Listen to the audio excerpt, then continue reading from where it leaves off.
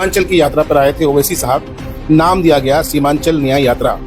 जब ये यात्रा उनकी शुरू हुई तो सोशल मीडिया पर कई साथियों ने कहा कि आप इंसाफ बाद में कीजिएगा, पहले जो है आपकी जो पार्टी के मासूम रजा नाराज चल रहे हैं उनके साथ न्याय करिए। ये खबर आपने भी देखी होगी, आपसे राब्ता होगा किसी का? नहीं, मुसव्विर साहब को अगर कांग्रेस का टिकट मिल जाता तो यकीनन बहुत पुराने लीडर हैं बहादुरगंज के। आपको न्याय की जरूरत है मायम से? हम कह रहे हैं मुझ जैसे सैकड़ों ऐसे लड़के हैं जो कार्यकर्ता हैं, जो 10 साल 15 साल 5 साल से हैं, और मेरे ख्याल से अगर ये धनबल को साइड किनारा करके उनके सर पर सिर्फ हाथ रख दे तो जीत जाएंगे। प्रशांत जी को मैं पसंद करता हूँ जाती तौर पर। प्रशांत यहाँ के युवाओं की बात करते हैं, रोजगार की बात करते हैं, बिहार की बात करते हैं। अस्सलाम वालेकुम, नमस्कार, आदाब। मैं हूँ निहाल अख्तर क़यामी और आप देख रहे हैं गाँव मोहल्ला। साथियों, जैसे जैसे चुनाव करीब आते जा रहे हैं वैसे वैसे जो है सियासी जो हलचलें हैं वो लगातार तेज होती जा रही हैं। अभी हाल ही में अख्तरुल ईमान साहब ने अपने पुराने साथी मासूम रजा को लेकर के जो बयान दिया, उस बयान को लेकर मीडिया में कई तरह की बातें चल रही हैं। लेकिन उससे पहले हम जानना चाहेंगे मासूम साहब से, क्योंकि हमारे साथ इस वक्त मौजूद हैं, कि पार्टी को छोड़े हुए लगभग 6-7 8 महीने हो चुके हैं, अभी तक कोई डिसीजन लिया नहीं। क्योंकि जब आपने पार्टी छोड़ा था तब आपने कहा था कि भौचाल आएगा, है ना, एक बड़ा स्टेप लिया जाएगा। क्या करने जा रहे हैं? बहुत बहुत शुक्रिया निहाल अख्तर क़यामी साहब। कल भी मेरे पास कुछ लोग आए थे, आज भी, और अभी आपसे मेरी मुलाकात हो रही। मैंने कहा कि असल एक बड़ी पार्टी ने मुझे रोक कर रखा था। इंशाल्लाह 4-5 तारीख तक मैं ऐलान करने जा रहा हूँ। आज 2 तारीख है, 2-3 दिन की बात है। इलेक्शन तो लड़ेंगे, इंशाल्लाह इलेक्शन लड़ेंगे। असल में एक नया महाज बनाने की बात चल रही थी, इसलिए मैंने कहा नया महाज में कुछ बातें आई। कुछ उलमा इकराम थे हमारे, कुछ जिम्मेदार साथी थे, और कुछ तंजीमें ऐसी थी मुस्लिम की तंजीमें, जो उनकी चाहत थी कि भाई सीमांचल की एक अपनी ताकत, अपनी क़यादत हो, अपनी पार्टी हो। उसको लेकर के कुछ हमारे साथी बाहर भी गए, सऊदी और दुबई वगैरह का भी दौरा किया। लेकिन जब हमने रजिस्ट्रेशन कराने के लिए सोचा उसका, तो बहुत सारे लवाजमात थे उसमें।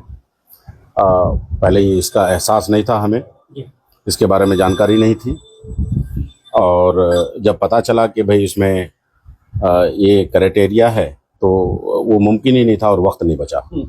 गोया 3 महीने का वक्त मिनिमम लगता है एक पार्टी को बनाने में, और ये इस काम के लिए हम लोग 1 माह पीछे से लगे थे।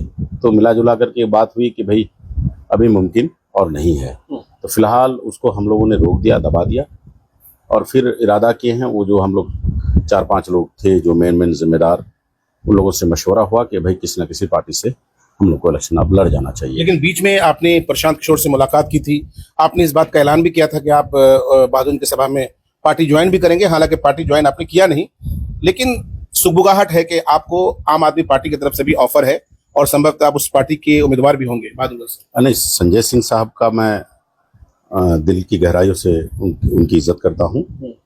लगातार मुझसे बात किए हैं, हाल फिलहाल भी उन्होंने बात मुझसे की, और कई अहम मुद्दों पर भी उन्होंने चर्चाएं की जो बिहार मसले पर था।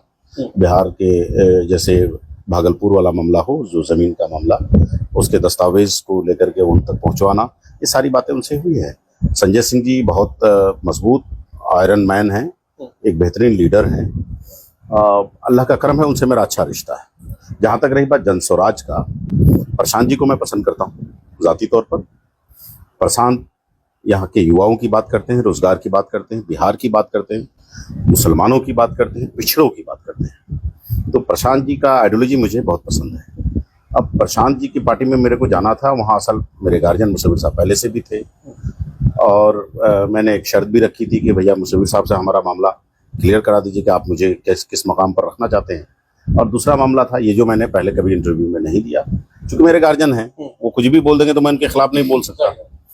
और उसके अलावे एक साहब जो जी वो जो हमारे सीमांचल के मुसलमानों को बहुत गाली गलौज किया था, उसे लेकर तकलीफ थी, तो हमारे बीच एक समझौता हुआ। हमारे सारे लोग जब हम बैठे, यही बात उस दिन रात भर हम लोग जगे हुए थे, ये बात हुई कि फिलहाल टाल दिया जाए, आगे देखा जाएगा इसका रिएक्शन एक्शन क्या होता है। तो उस वक्त जानबूझ करके भी हमने टाल दिया। ऐसा नहीं कि उनके लोग आज भी मेरे पीछे नहीं हैं, आज भी हैं, लेकिन मैं फिर कहता हूँ कि मुसव्विर साहब को मैं गार्जियन मानता हूँ।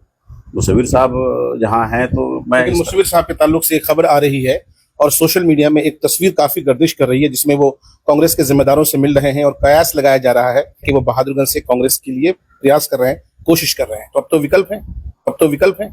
नहीं, मुसव्विर साहब को अगर कांग्रेस का टिकट मिल जाता है तो यकीनन बहुत पुराने लीडर हैं बहादुरगंज के बहुत पुराने लीडर हैं। अब ये तो हम इतना अंदरूनी मामला नहीं कर पाएंगे। वो 2700 वोट से हारे हुए हैं, बहुत ज्यादा वोट से।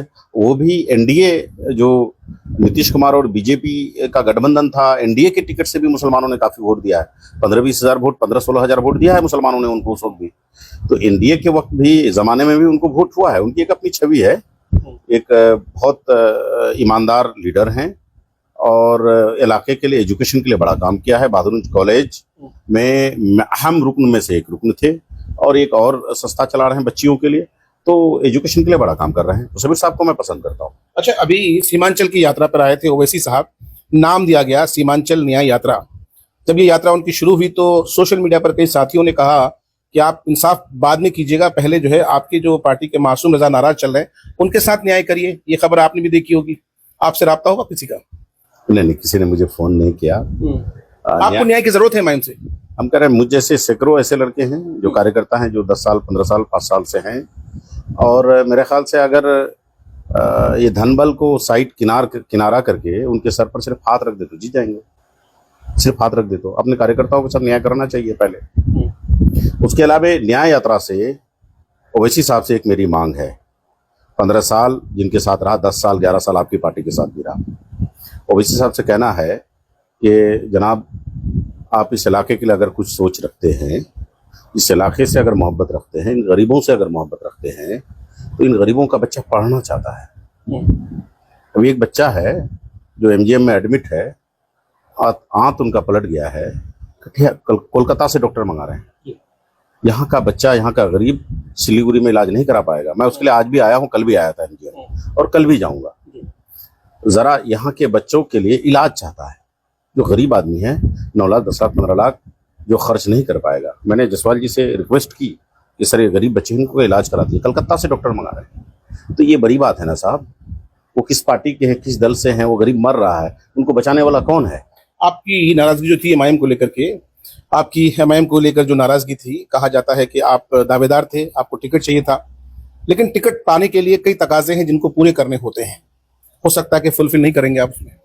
इंशाअल्लाह ताला, अगर वो तकाजे जो किसी की जेब भरने के तो मेरे पास नहीं है, लेकिन इलेक्शन लड़ने के तकाजे हैं इंशाअल्लाह ताला, और वो 2025 में हम साबित कर देंगे। चुनाव लड़ेंगे आप? इंशाअल्लाह ताला लड़ेंगे। तो अभी हम बात कर रहे थे मासूम रजा साहब से। ये किसी पहचान के मोहताज नहीं है। इन्होंने एआईएमआईएम को शुरुआती दिनों से जो है सीमांचल में सींचने का काम किया है। ये अलग बात है कि इनकी नाराजगी रही, और ये भी एक तल्ख सच्चाई है कि एमआईएम के जिम्मेदारों के जरिए इनको मनाने की कोशिश नहीं की गई। अब भी मौका है, मुझे लगता है कि कोशिश की जानी चाहिए। पहल करने से हर मसले का हल होता है। अल्लाह हाफिज।